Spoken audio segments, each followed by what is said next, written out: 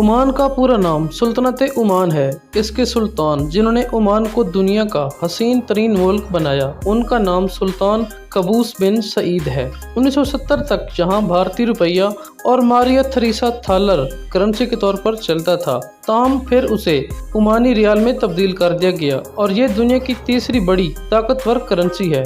एक ओमानी रियाल 477 पाकिस्तानी रुपयों के बराबर है। ओमानी हुकूमत हर शख्स को घर बनाकर देती है। जी हाँ, आप सही समझे हैं। जब भी कोई ओमान का शहरी 18 साल का हो जाता है तो वहाँ की हुकूमत उसे घर बनाने के लिए जगह फराहम करती है और अगर उसकी तनख्वाह $1000 से कम हो तो उसे खुद घर बनाकर भी देती है। इस वीडियो में हम आपको बताने वाले हैं ओमान और उसकी दिलचस्प मालूमात। तो वीडियो शुरू करने से पहले तमाम नए आने वाले दोस्तों से गुजारिश है कि हमारे चैनल को सब्सक्राइब कर लें और बेल के निशान को प्रेस कर दें ताकि हमारी हर नई आने वाली वीडियो अब तक आसानी से पहुंचती रहे।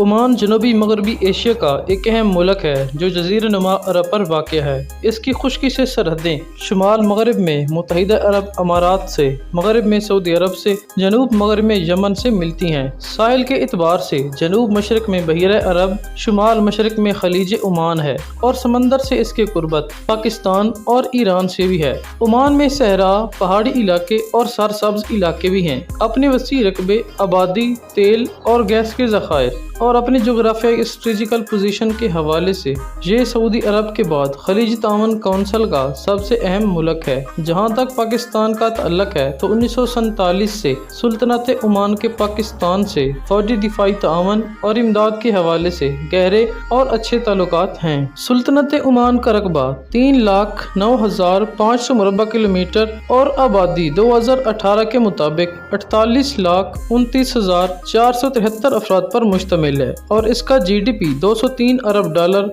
और फीकस सालाना आमदनी $47,366 है। सऊदी अरब, बहरीन, कुवैत, कतर और मुत्तहिदा अरब अमारात की तरह इस मुल्क की आबादी में भी इफरादी कुव्वत के लिहाज से बड़ा हिस्सा जनूबी एशिया के बाशिंदों का है और यहाँ भी अगरचे 1945 से 2019 की तरह कानूनी तौर पर गैर मुल्कियों को शहरियत नहीं दी जाती, मगर यहाँ बलोचिस्तानी गवादर की पुरानी आबादी के एक बड़े हिस्से को ओमानी शहरियत हासिल है, क्योंकि गवादर का इलाका 1958 तक सुल्तनत ओमान मस्कत का हिस्सा था। इस बुनियाद पर सुल्तनत ओमान मस्कत की इनको शहरियत हासिल है। सुल्तनत ओमान खलीज तावन काउंसिल का रुकने मुल्क है। कम ही लोग जानते हैं कि खलीजी ममालिक में सबसे ज्यादा सियाहती रियासत ओमान है। ओमान की मुनफरिद बात यह भी है कि ये न सिर्फ खलीज बल्कि पूरे अर्ज पर इंसानी आबादी की अवलीन जगहों में से एक है। माहिरीन के मुताबिक ओमान में इंसानी जिंदगी की उम्र कम अज कम 1,06,000 बरस है। ओमान को अरब ममालिक में सबसे पहले आज़ादी हासिल करने वाले मुल्क का एजाज भी हासिल है। माजी में पुर्तगाल की नौ आबादी रहा है। 1650 में जंग आज़ादी करके ओमानी कबाइल ने पुर्तगालियों को बेदखल किया था, जबकि बाकी अरब ममालिक को इस्तेमारी कुव्वतों से आज़ादी बहुत बाद में मिली है। साबिक अमरीकी सदर जॉर्ज W. बुश बाप बेटे दोनों ने अपने अपने अदवार में ओमान के दौरे भी किए हैं। इस हवाले से ओमान को अमेरिका के साथ तवील दोस्ती का रिकॉर्ड भी हासिल है। ओमान वाहिद खलीजी मुल्क है जो यमन की हालिया जंग में सऊदी अरब के ऑपरेशन का मुखालिफ है। वो ईरान और सऊदी अरब के दरमियान सालिस का किरदार अदा करता है। माजी में भी कुवैत और इराक, जबकि इराक ईरान जंग में ओमान ने हैरत कुन तौर पर सालिस का किरदार अदा किया था। ओमान को दहशत गर्दी से पाक मुल्क होने का भी एजाज हासिल है। 9/11 के बाद दुनिया भर में शुरू होने वाली दहशत गर्दी का कोई असर ओमान पर नहीं हुआ। अब तक कोई एक दहशत गर्दाना वाक़या भी रूनुमा नहीं हुआ, जिसकी वजह से इसका ये एजाज भी सबसे नुमाया है। माजी में ओमान को सबसे बड़े कश्ती साज मुल्क की भी हैसियत हासिल है। ओमान की बनाई हुई कश्तियाँ यूरोप बरामद की जाती थीं। सुल्तनत ओमान ने अभी तक बाज़ाब्ता तौर पर इसराइल को तस्लीम नहीं किया है और बराह रास्त ईरान से कोई टकराव भी नहीं हुआ है। हालांकि सुल्तनत ओमान की सरहदें यमन से भी मिलती हैं और सर्द जंग के ज़माने में साबिक सोवियत यूनियन यहाँ ज़फ़ारी बागियों की मदद करता रहा। 1751 से मस्कत ओमान में मुस्लिम अक्सरियत और हुकूमतों के एतबार से 4 सुल्तनतें रही हैं और इस दौरान मस्कत और ओमान मुत्तहिद भी रहे और अलग अलग भी रहे। 1751 से 1957 तक ओमान पर इमामों की हुकूमत रही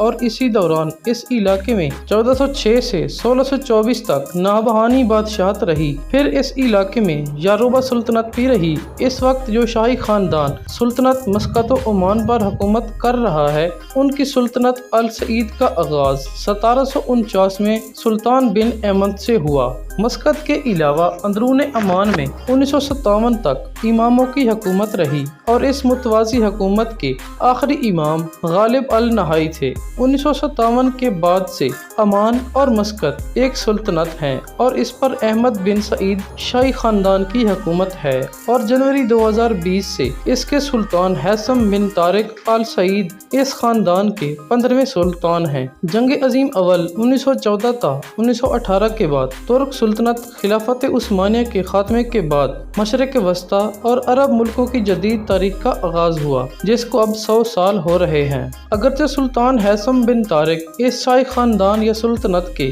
15ویں سلطان ہیں، لیکن 1913 سے 2020 تک 107 سال اس شاہی خاندان کے 3 مضبوط سلاطین نے حکومت کی ہے، اور اس دوران پہلی جنگ عظیم، دوسری جنگ عظیم، سرد جنگ، پھر 9/11 کے بعد دہشت گردی کے خلاف جنگ، اور 2011 کے عرب سپرنگ میں جب بیشتر عرب ملکوں میں عوامی احتجاج نے حکومتوں کو ہلا کر رکھ دیا، تو اس جھٹکے کو بھی سلطنت عمان و مسقط برداشت کر گیا۔ اب بھی بظاہر یہی نظر آ رہا ہے کہ سلطنت عمان عرب تعاون کونسل کے باقی ارکان سے قدر مختلف سیاسی زاویہ نظر رکھتی ہے۔ اس کی غالباً ایک بڑی وجہ عمان اور مسقط کی جغرافیائی اور اسٹریٹجک پوزیشن ہے، اور گزشتہ 100 سال سے زیادہ عرصہ سے یہاں سلاطین عمان نے برطانیہ اور بعد میں امریکہ سے متوازن اور بہتر تعلقات رکھے ہیں۔ سلطنت عمان 7 اکتوبر 1971 کو اقوام متحدہ کا رکن بنا۔ یوں آج سلطنت عمان کو اقوام متحدہ کی جانب سے مستحکم، آزاد اور خود مختار ملک کی حیثیت سے تسلیم کیے ہوئے نصف صدی ہو چکی ہے، اور اس اعتبار سے نصف صدی سے عمان اس قابل ہے کہ وہ عالمی سیاسی صورتحال کو مد نظر رکھتے ہوئے اپنی خارجہ پالیسی کو متوازن اور آزاد رکھ سکتا ہے۔ عمان میں عورتوں کا بازار بدھ کے روز لگایا جاتا ہے، اور اس دن کوئی مرد بھی ان بازاروں میں داخل نہیں ہو سکتا۔ حیرت کی بات تو یہ ہے کہ اس بازار میں دکاندار بھی عورتیں ہی ہوتی ہیں، اور خریدار بھی۔ یہاں سے خواتین آرام سے گھریلو اشیاء اور اپنے کپڑے وغیرہ خرید لیتی ہیں۔ عمان کی عورتیں ایک خاص قسم کا نقاب بھی پہنتی ہیں جو کہیں اور نہیں پہنا جاتا۔ یہ نقاب یہاں اس لیے پہنا جاتا ہے کہ عمان کے ایک شہر سلالہ میں مشہور جادوگر سامری جادوگر رہتا تھا، جو ان خواتین کے پاؤں پر شیطانی عمل کرتا تھا۔ اسی سے بچنے کے لیے یہاں کی خواتین نے یہ مکھٹ کی طرح کا نقاب کرنا شروع کر دیا، تاکہ پہچانا نہ جائے کہ کون سی عورت آ رہی ہے۔ بس آہستہ آہستہ یہ نقاب یہاں کے رسم و رواج میں شامل ہو گیا۔